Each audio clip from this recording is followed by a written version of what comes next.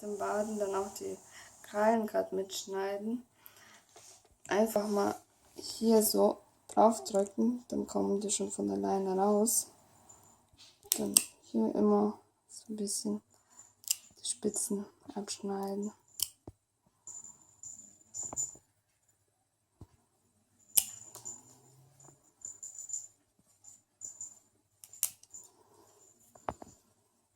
Das nächste.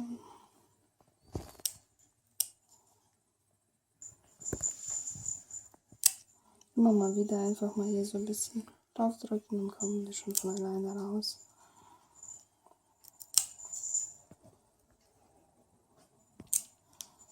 Jetzt die Hinterpfoten.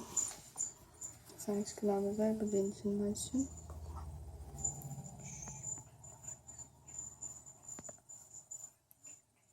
Das darf ich spielen.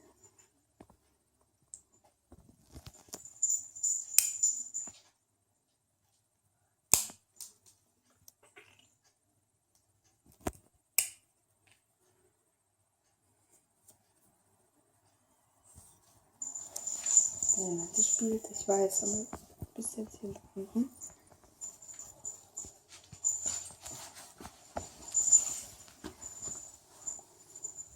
Ja, manchmal hast du keine Lust, hm? Dann einfach mal eine Pfote und dann kannst du auch spielen.